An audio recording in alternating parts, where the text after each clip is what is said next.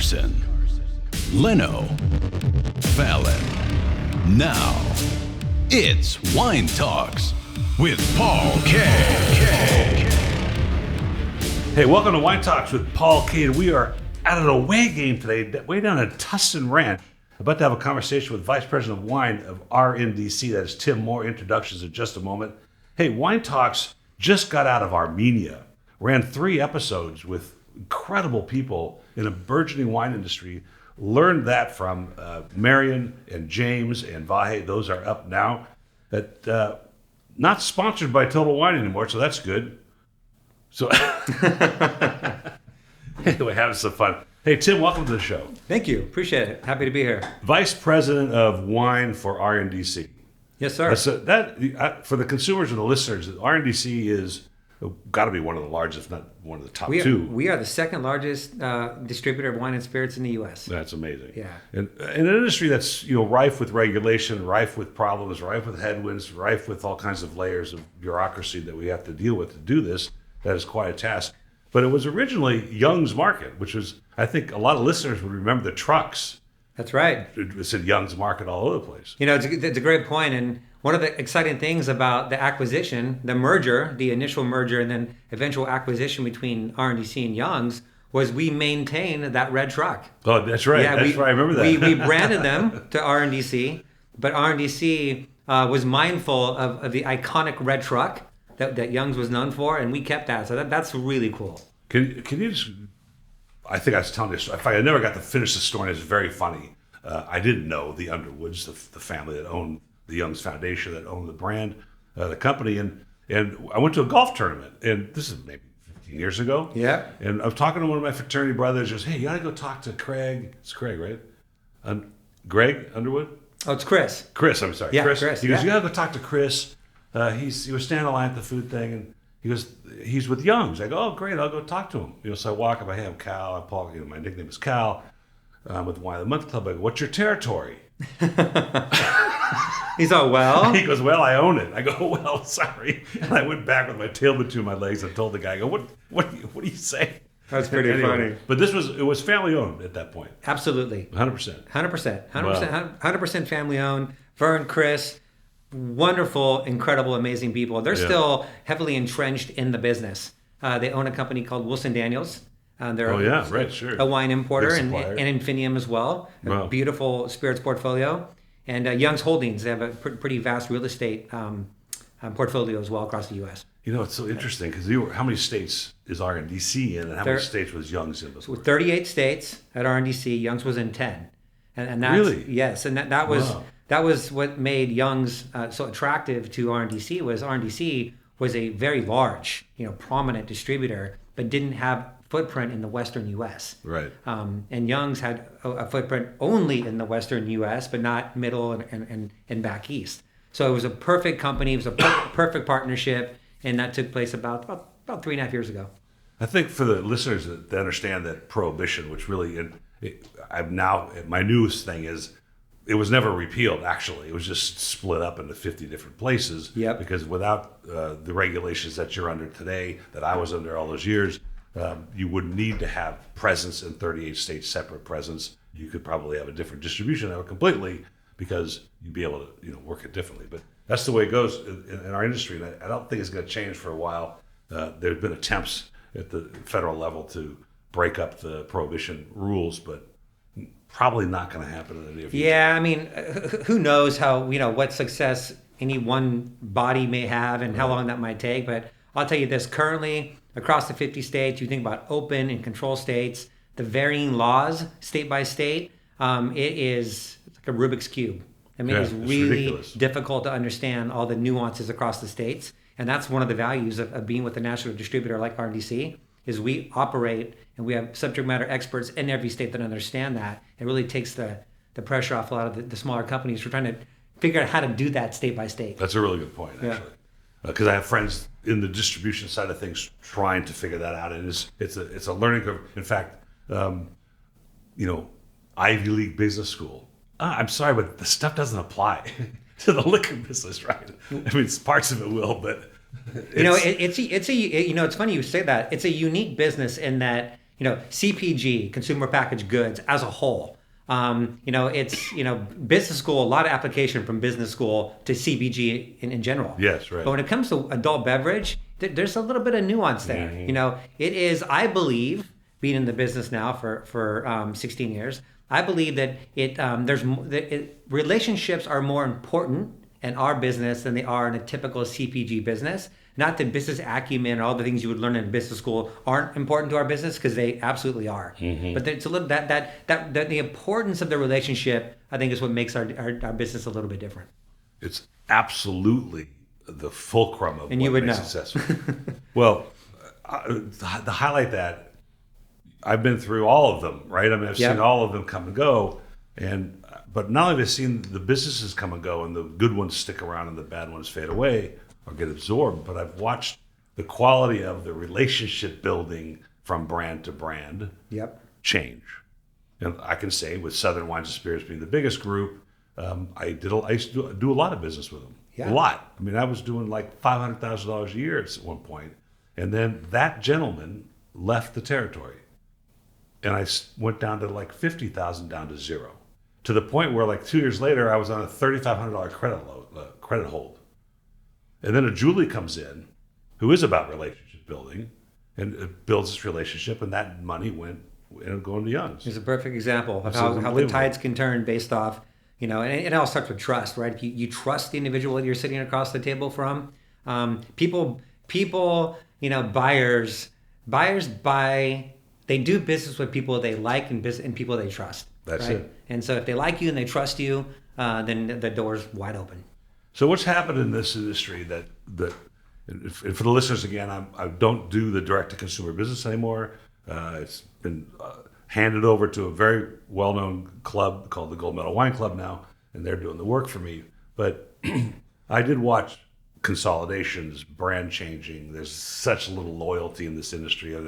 You build a brand and then all of a sudden it moves on to someplace else. But for sure, it seems to me in this industry, there's a lot of consolidation.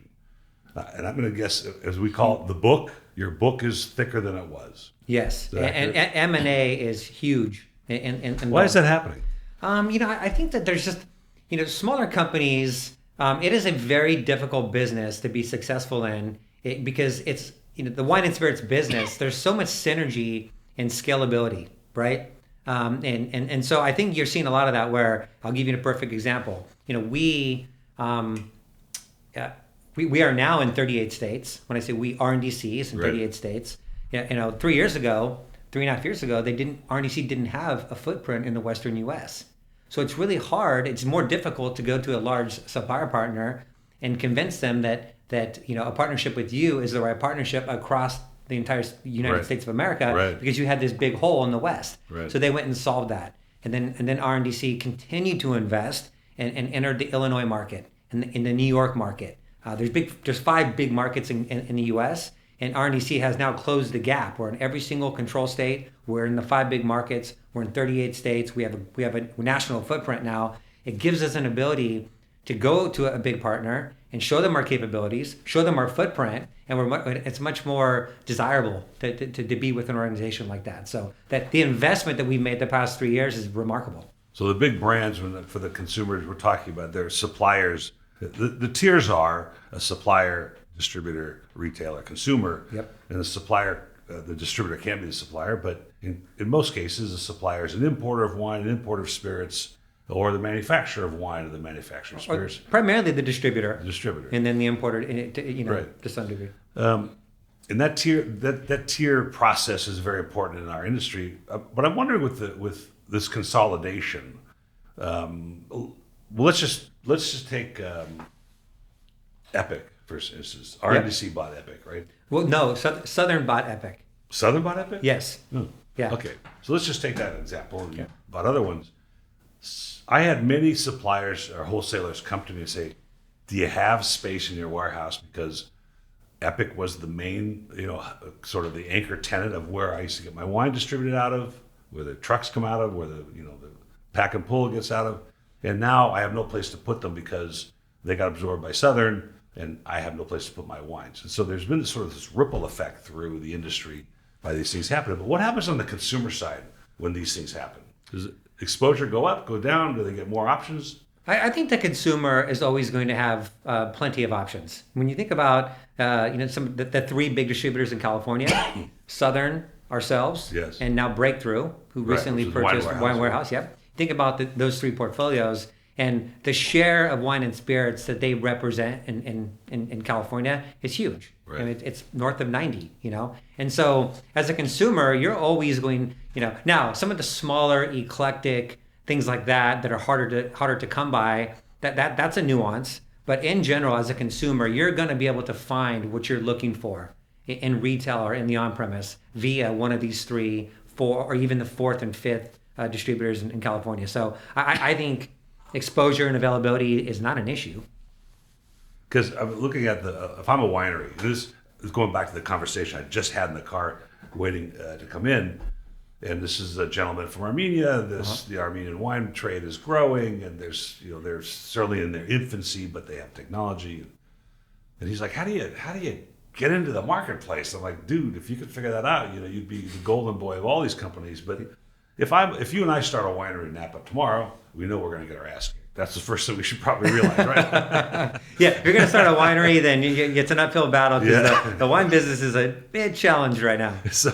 But we're gonna decide that we're a DTC company. I think COVID proved that almost all the companies that had robust e-commerce wineries were able to survive that because it was huge for us, actually. Yeah. But we're also going to want tasting room traffic. Yep. I mean, that's critical. People join the club there, and they go home and they reminisce of this experience being in Napa when they open that box every month. But I have to have a wholesale trade. Yeah. I have to have something. Yeah. You have is a big word. Do you need one? In my opinion, yes. Yeah. You have e-commerce. To your point, you touched on that. You have a tasting room. You have foot traffic.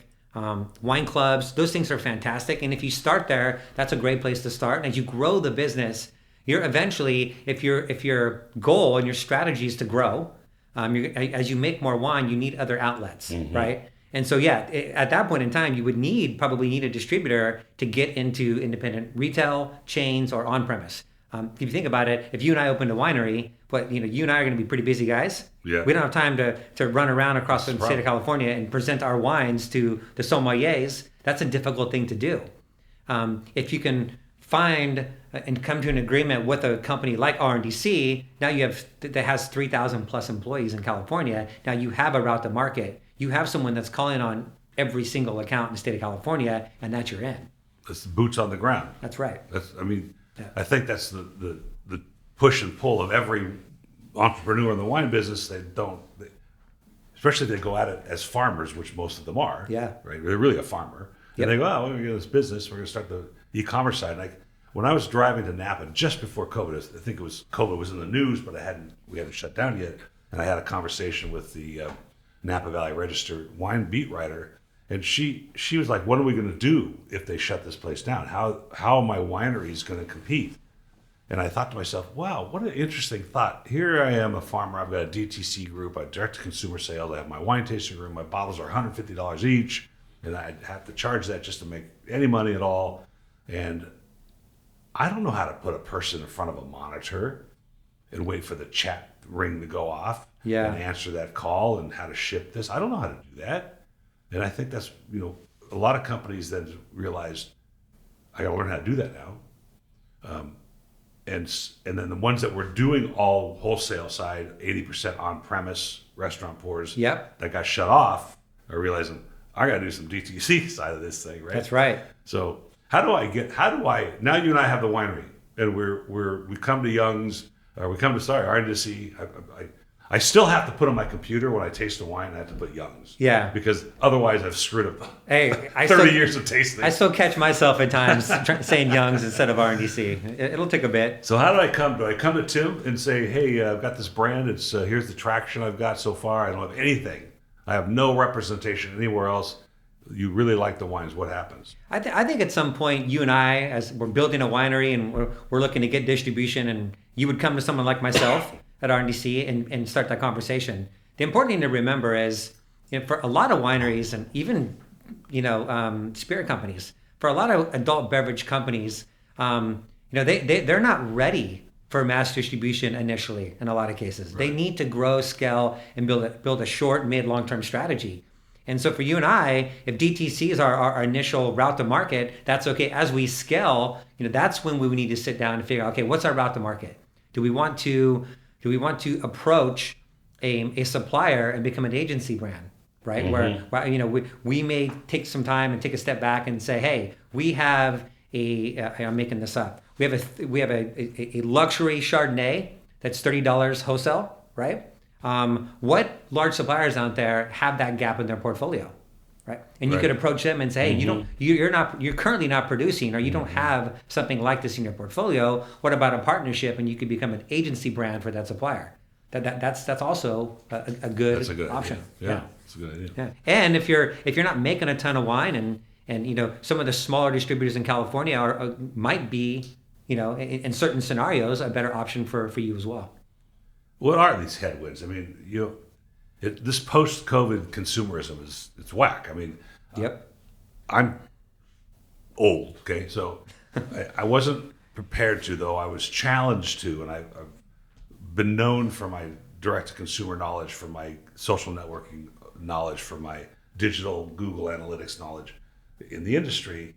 But I wasn't prepared at this stage to learn it again. That's what I felt like I was going to have to do, because COVID was incredible. We were like up 30% or something. They'd buy whatever I told them to buy. And I'll just highlight this really fast. Austin Hope. I would sell, a few bottles a month on a regular basis at $45 or $50. Yep. COVID hits. I'm selling all my allocation. I sold 100 cases in like 9 months at $45 a bottle. And then post-COVID, that same offer would fall flat on its face, absolutely fall flat on its face. So not only did my own clients step up in what they were willing to pay for wine, which was usually $15 to $18, now it's paying $45 to $50, and then I couldn't sell anything. Does RNDC have any inclination as to what consumers are doing? Are they shifted to the restaurants? Are they shifted to on-premise? What are they? Well, I mean, the answer to that question was short-term, everybody shifted. Obviously to retail. Yeah. There was no on-premise. Right. Our on-premise business went from about 25% of our total business to 1%. I mean, it just disappeared. Wow. For a couple of weeks there. It was essentially nothing. A lot of restaurants did a fantastic job adapting to go. Selling wine to go with food, and they did. I'm just so impressed by how well our on-premise customers adapted and figured out a way to still create revenue and maintain. And I'm also I was also pleasantly surprised and quite frankly impressed by the ABC with how quickly they revised laws and allowed some of the on-premise establishments to do different things. Did they recant those, by the way? I think it's ongoing. Some things are still in place. You can get a bottle of Hendrix, on the way out the door when you picked up your pizza. Cocktails to go, and the parklets in big cities. We just adapted and evolved quickly, and I was really impressed by that. But going back to your question, for me as an individual and as an employee of a large distributor, what COVID taught me, which we all know intuitively, but it validated it, was diversification. If you're a company, for us it's different. We're 60% chains, 20/20 independent off-premise and retail, right? But you need to have a strategy to diversify your channel mix. You can't be too heavily in the on-premise. Everybody wanted to have not everybody. Most people would love to have half of their business come from the on-trade. Yeah. Pre-COVID. Sure. COVID hit. That's not a good place to be. Thing. If you're 90 retail, 10 on-premise pre-COVID, you're constantly trying to figure out ways to grow your on-premise business. COVID hits, your business is in a great spot. Right. So I look at our business now, and the mix of our on-premise business isn't quite where it was pre-COVID, but it's about 3-4% off of what it was, but it's getting there. Do you plan for something?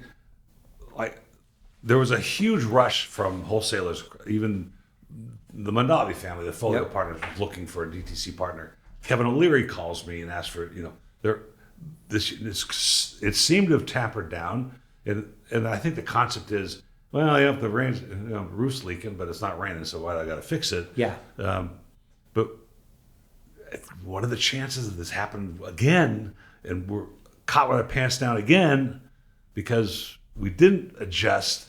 But, let me recant because I'm organizing my thoughts here. But Yeah. they're two different businesses, right? They're completely different businesses. And so for a distributor to say, I'm going to get in the DTC world and open a website and start e-commerce and start socializing all that, there's nothing that crosses over except for the inventory into that business. So you're starting a new business. Yep. And likewise the other side, that if I'm a winery and I only do DTC and wine tasting room and I got to find this wholesaler and learn the logistics of that, that's not simple to do. No. And it comes down to, I talked about diversification, making sure that your portfolio, and not just your portfolio, but your business acumen, your capabilities are diverse, right? For us, we definitely saw a need to strengthen our e-commerce capabilities. And again, I used this word several times. RNDC is investing heavily in building that muscle, and we've done a remarkable job. Yeah. We also learned that we could be more efficient with how we spend our time. Instead of jumping on a plane to fly north-south to have a business review, we can use technology. Sure. Everybody did that because there was no other way. It just became the only way that you could meet with people is virtually. Now that balance, that key word is balance.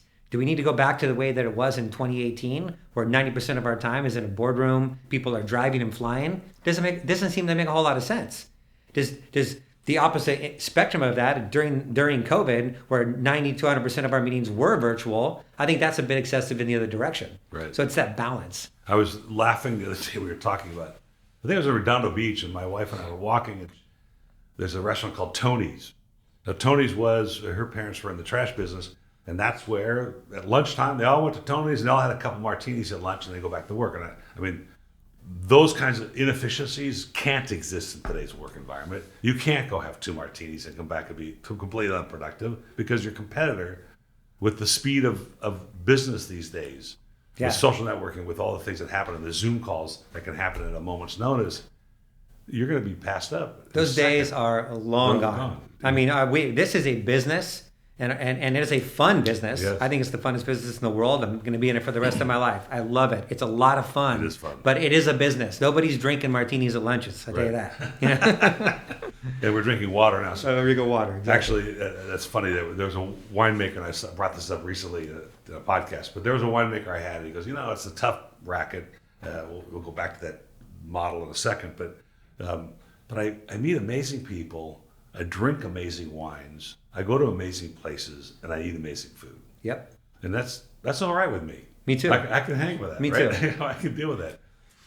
It's interesting. I had my nephew the other day calls me from Boston. He goes, "Hey, I'm going to take this girl out. We're going to have a date, and I'm going to have these kinds of seafood. What do you recommend, Uncle Paul?" And I said, "Well, see if you can go find a Sancerre," and which he did. And I started thinking, to say something like that even 5 years ago, like Sancerre is hot, was bizarre.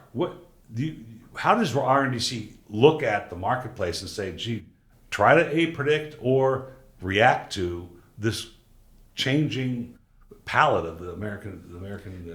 That is a great question, and I don't have all the answers. I know there's no firm answer. But I'll take a shot at it. I think that's the strength of a powerful distributor like ourselves and our competitors, is that when there's so much data, but what do you do with it? Yeah, it's true. And so we've done a good job at distilling that data down so that we can understand it quickly and react, because regardless of how well planned you are and how strategic you are and how good you are at developing insights and acting, building insights, all that's great and it's incredibly important. But there will always be some degree of reacting to ever-changing consumer behavior. And we have become very good at reacting quickly, and we've become even better at planning and getting ahead of it and taking all that data and coming up with insights so we can not read the future, but predict where something's going. Like an RTDs, ready to drink cocktails. We did a really good job of, we saw that trend coming. We are the category leaders in California. We have a tremendous portfolio.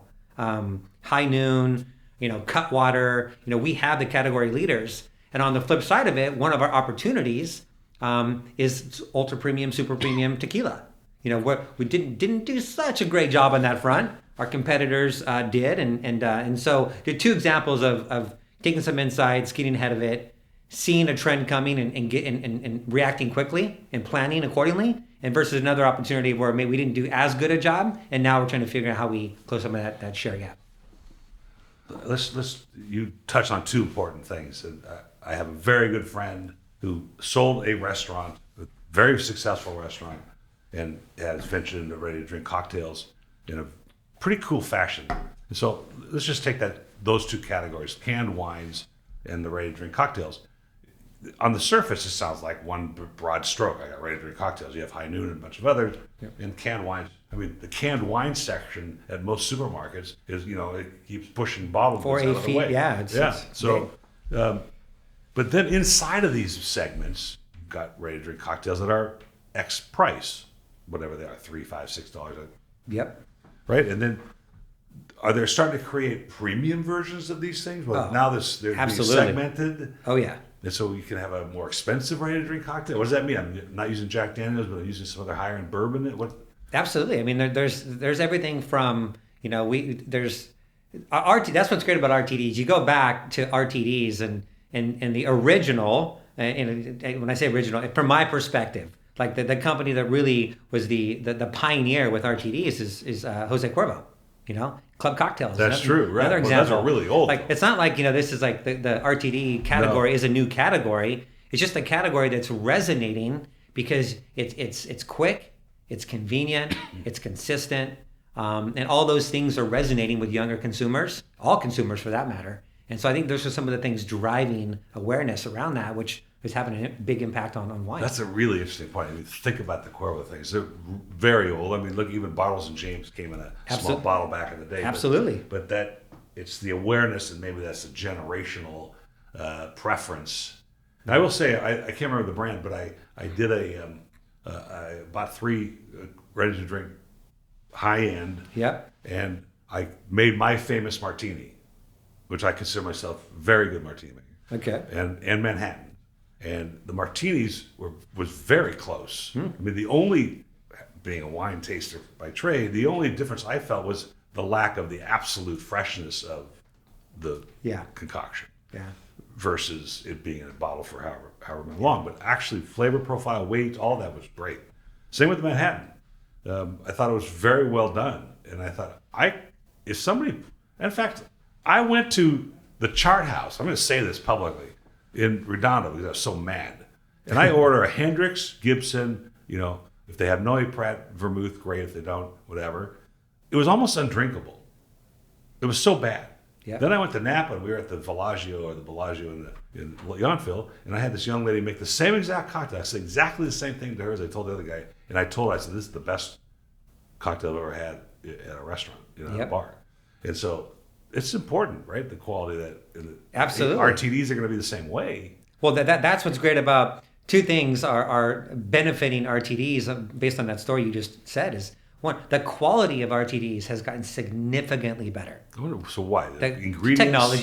Technology, and really the consumer behavior. Consumers are demanding, better products. Yeah. They want to know what's in it, how's it made, what's the purpose behind your company. Like, consumers are more demanding than they've ever been. That's a good thing, by the way. Yeah. I'm more demanding as a consumer. Sure. So they're demanding better products. So these companies are being forced to create better products, and so that's a good thing. And with that, also consistency. You just gave a perfect example. Same cocktail, same ingredients, 2 different restaurants, night and day. Right. There you and that's go. all Good point. How much ice versus how much ice? What was the mix of the vermouth versus the gin? Was it 3/4 and 1/4? Was it 50-50? How much ice did they put in it? What was the quality of the ice? I mean, it could go on and on and on. And so there's a lot that goes into it. So RTDs provide consistency. The RTDs in general are much better than they were. So I think you and I, since we were opening the winery together, the other opportunity for us. Can we start a spirits company instead? Yeah. Well, the other opportunity. Here's a good point. Is we are Armenia, and this has now become a European culture town. 13 years ago when we were there, it was not. But the restaurants, the bar service everything is top deck Western quality. But we need a bartending school because they didn't understand what I was talking about. Yeah. And so when you talked about the quality of the ingredients, my friends think I'm nuts because I'll come to their house and I'll make them drinks and I'll rinse their ice that's in the refrigerator because the refrigerator doesn't recycle the ice. Yeah. So it's never fresh. It always tastes old. And they're like, what are you doing? I'm like rinsing the ice. Because I'm not going to give you a martini made with ice that tastes like freezer burn. You know, impossible. But the other category, and I've had 2 or 3 podcasts lately, and I'm stumped by it a little bit, is the canned wine category. And yes, for sure, technology and the quality of the juice has changed considerably. 5 years ago, I set out to do a canned wine special. It took me about 100 samples to find 5 that I thought were palatable and interesting. And When was this? When? Yeah, when? 5 years ago. 5 years ago, okay. And then COVID hit, and then that batch that when I went to do it again, clearly was just leftover from the previous year. And I think, you know, the age of the wine matters in a can. And then now I've had 2 podcasts in the last few months of ultra premium. Well, they're calling it premium canned wines. What is that category? What is it doing? What's happening out there? It's growing. Is it really? It is. Well, anything, wine is a challenged category as a whole. Period, Yeah. The canned wine category has become a bit, you know, for lack of a better word, mature, right? It's still, but the upper end of that is growing. And in general, anything north of 15, certainly north of 20 from a wine perspective is still growing. The last 6 months starting to slow. There's concerns about the downturn in the back half of the year. It's changed a bit in the past 6 months, but most wine over 15, over 20 for sure has been growing, including the canned wine segment. Yeah, and again, I attribute it to the same things we just talked about with RTDs. The quality of the wine in the can is much better. You just said it today than it was 5 years ago. It just is. Well, there was a serious sulfur issue in the early ones. Yep. It was clearly obvious. Just put it in a can because it's the convenience. This is one of my points, and one of my problems is packaging itself isn't enough to create a segment, in my opinion. You have to have the quality of the goods. Eventually, somebody has to say this. Absolutely. And I had this young lady, and she was a brilliant young lady. She's worked really hard. She spent a lot of money to create this brand. And I said, you think Lafite Rothschild's going to be in a can one day? She goes, oh, absolutely. I'm like, God, I just don't see that happening. I think that, hey. That's a tough one, I could be wrong. That one's a stretch. Yeah. First growth Bordeaux in a can. That's maybe not in my lifetime. Who knows? Even getting them to do, organic practices, I think, even though it's let's move to that subject for a second, because there's no definition for natural wine in the FDA. There's not even a definition for natural food. But we use the reps throw the word around. I used to challenge the young reps. Well, what do you mean by natural? But organic and biodynamic. Here's my position on it. It always was. I mean, up until who knows when the Bordelaise invented, copper sulfate. Yeah, it was organic. It was always. You didn't want to put stuff in the vineyards. But is this a segment that's growing, or is it flattened, or is it just a fad? What do you see? It is growing. It is thriving. Really? It's blowing up. Nothing's going to slow it down. Some of those comments are fact based, but they're also biased. I mean, people are more conscious about what they're putting in their bodies. Just organic in general. Put wine aside for a minute. Right. The organic sections in grocery are expanding. That's true. And growing. So people are more concerned about what they're putting in their bodies. They don't mind paying more money for a better product. And a lot of times they associate organic and sustainable and biodynamic with better for you, because quite frankly it is. So this category is incredible. Nothing's going to slow it down. I think it's just going to continue to grow and in this on the same topic, you may have heard these words thrown around as well, but better for you. Have you heard that? Yeah. Right. So it's not just organic, biodynamic, sustainable. Those are big categories on their own. But this better for you, this bigger picture, lower calorie, less sugar, right? This is a newer movement. Who's making those movements? Everybody is. Is it coming from Is it generated inside a distributor like RNDC, or is it generated by the consumer, or is it a combination, or is it the suppliers that are saying, yeah, I'm going to start doing it this way? It's all the above. Yeah. It's really all the above. It's our supplier partners and the distributors acknowledging that there's a consumer demand for better products. Like we just touched on, quite a bit. And within that, it's not just get organic and sustainable. Yeah, that's in the field, right? That's awesome. That's right. Great. That's important. But as far as consumption, lower alcohol, lower calories, that has a more immediate impact on my current, physical well-being. So people are thinking more along those lines. So that category, non-alc beer is on fire. No alc, zero alc wine. You're stumping me, Tim. You're stumping me. You're not gonna stop. You're not gonna stop these trends. I guess standing in the liquor store as a teenager is confusing me with the current trends because, I agree, and it's the farm to table movement in food, which happened in the 80s. Yep. With the famed chefs, and you are what you eat eats is an important concept. I suppose the Mediterranean lifestyle, morally safer in 1990, perpetuated some of that when it came to red wine. Yep. But what I don't get, and I was at the fancy food show this year, and my niece wants to start a single serve salad dressing, and so we went to the fancy food show. It used to be an incredible show in San Francisco. Nobody wants to go to San Francisco anymore, so. Sad. My favorite city in the world, and it's changed quite a bit. So one of the great themes, usually, and I remember 7-8 years ago, organic stuff, organic chocolate, organic beef jerky, organic jelly beans were all part of the ambiance of the show. This year it was non-alcoholic things, and there was a lot of distilled spirits. I see them at Whole Foods. There was one guy stopped me, and I don't know if you have the brand or not, but he stopped me, stuck this tulip glass in my face and it had sparkling rosé in it. He goes, "This is a non-alcoholic Prosecco." I'm like, "Dude, you're talking to the wrong guy." He goes, "No, you got to taste this." I said, "All right." So I tasted it. Well, I had him on the show recently. He's at a Claremont or something. What'd you think? This was the best non-alcoholic beverage that started with alcohol that I've had. It wasn't RO process. It was some other process that they came up with in Italy. But I still don't get it. I'm trying to figure out. I think Scarsdale diet back in the 70s. The guy invented the cocktail, which was ice, soda water, and a lime twist, and that was kind of like drinking a vodka tonic, but it didn't have any vodka in it.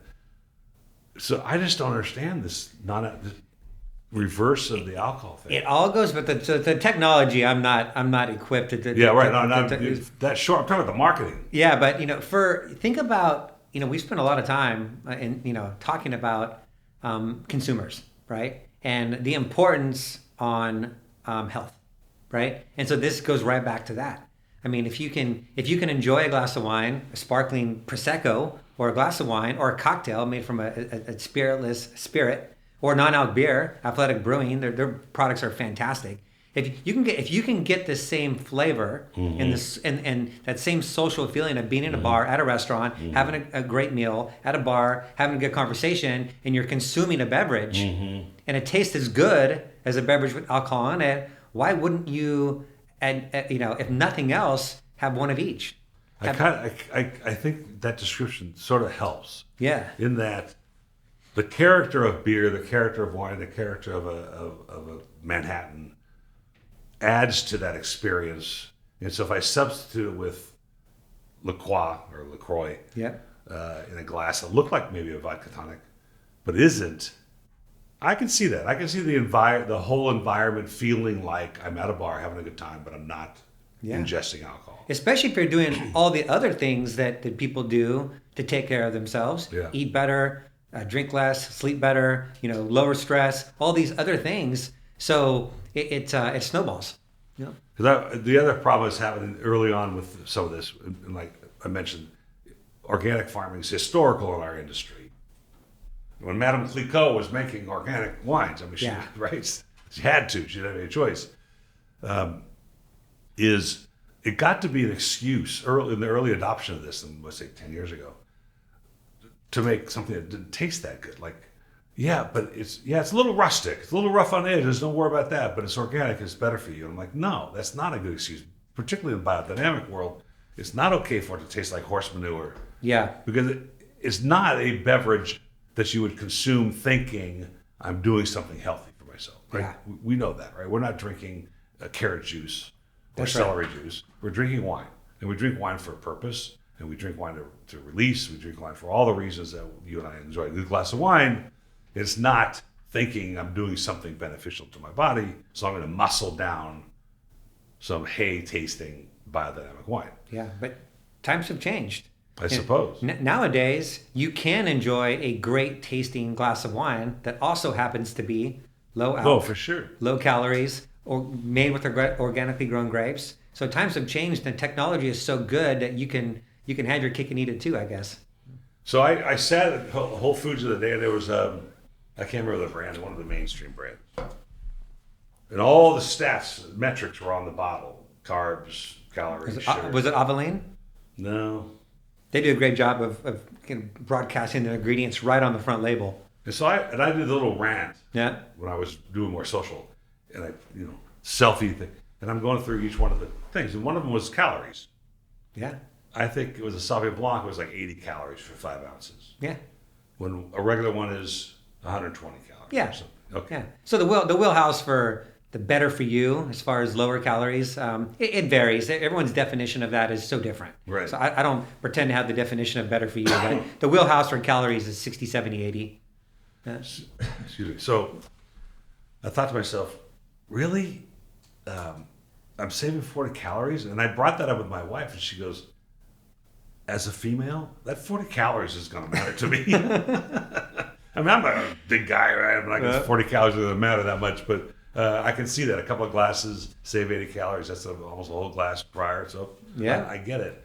What do you think this generation's? And I was shocked to hear the other day, talking to one of the podcast guests, that she was an older millennial. I'm like, they have older millennials already? I mean, I was just getting confused with the younger ones.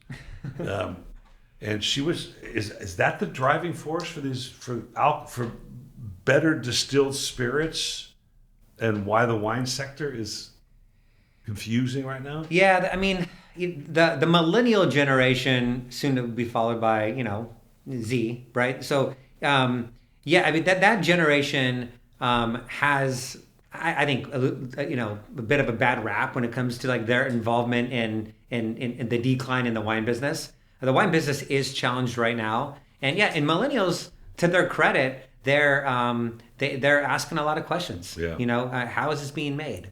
What is the purpose of your company? Why should I drink this? And they're asking a lot more questions. They're doing a lot more research. They're demanding better products, and I quite frankly, I think it's fantastic. And so, they are trying other things. They're experimenting with other types of adult beverages, which means they're not just drinking as much wine. And I think, and also in addition to that, one of the factors that's contributing to the challenge with wine right now is I think in general people's tastes evolve, right? And I think the older you get, some of these millennials may transition and begin to drink more wine, but I think that might be delayed. Yeah. I have this romantic view of that, and that is ultimately, after thousands of years, I went and visited a 6,000-year-old winery in Armenia. That's what happens. It ebbs and flows. Wine's not going away, but eventually, every generation will learn what that properly made glass of wine is. That honest glass of wine. Agree. And think about how impactful marketing is on what people consume. It's huge. And think about how impactful social media is right now. That's huge. So there's a lot of marketing happening globally. It's happening on social media, and the percentage of the marketing that happens against the adult beverage industry is less than 10%. I think it's closer to 5% of that is done by wine companies. Really? And so to think that that's not also having an unfavorable impact on wine trends would be foolish. So we as an industry, and I'm a wine lover, I'm biased. Yeah. We have a lot of work to do to better market to other generations and new consumers as well. So when you tell your staff, when you have your sales meetings, we're talking, and we're going to wrap this up now. But when you have your sales staff, and you bring in a brand, what are the pieces that you talk about? We talk about the if it's organic, we're going to talk about that. If it's a brand of Australian brand, which is seems to be on the outs right now. But what do we tell the staff?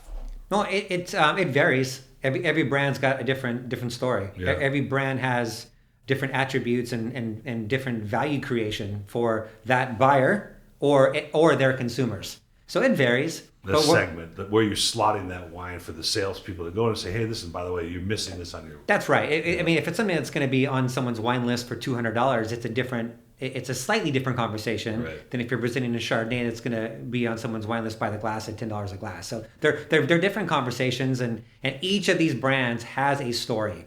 Each brand that we represent has its own value creation story, and so we really try to drive that, and it depends on who we're presenting the brand to as well. What are the headwinds? Last question.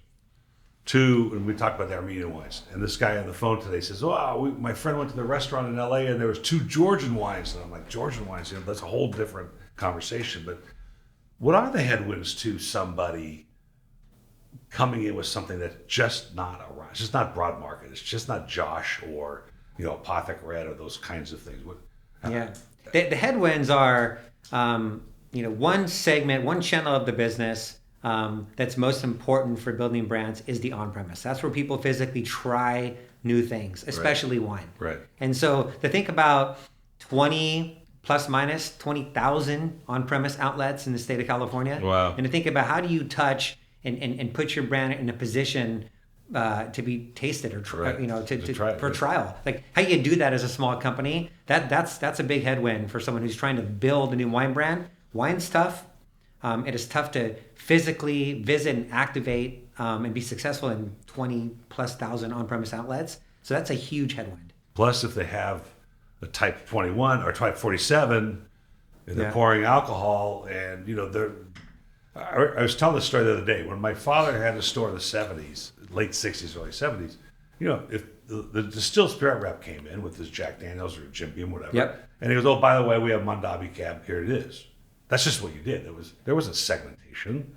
Yeah. Wine Warehouse wasn't even around then. So they were one of the first here in LA just to do wine. But you just put it on the shelf because that's the wine industry was very, very tiny then and very small. Yeah. Now you have segmented. You have people going pitching different segments to round out their wine list, for instance. That's right. Which I think is a very important part of some of these on-premise businesses. What do I got on this list? What do I have to hand sell? But what do I know? Somebody's just going to, hey, give me a bottle of Silver Oak, give me a bottle of whatever. You saw a lot of that during the pandemic. On-premise restaurateurs going back to more recognizable brands. We saw a lot of that. They showed up at my office. Yeah. They would never come to a DTC company. Yeah. And I said, if you take care of me now, I'll buy from you today, but you got to take care of me after this thing's over. Mm-hmm. Well, great negotiating on my part, but nobody's buying it from me after it's over. I have tons of silver. Anyway. Great chat for you. We're done already. We're at 48 minutes. That was very quickly passed through. Incredible conversation. I enjoyed the conversation. Thanks for having me down here, and I hope we can do it again when we see the next trend change. We'll sit down and we'll talk about it again. Well, they're never going to stop changing. So exactly. Happy to sit down anytime. Well, and I'm excited to hear your enthusiasm for being part of this transition and these changes and seeing it, and I love it too. I'm not going away. So we'll see you the next time. Sounds good. Thank Cheers. you. Cheers. Thank you.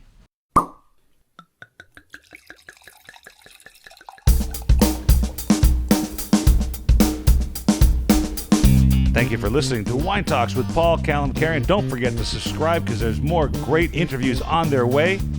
Folks, have a great time out there in the wine world. Cheers.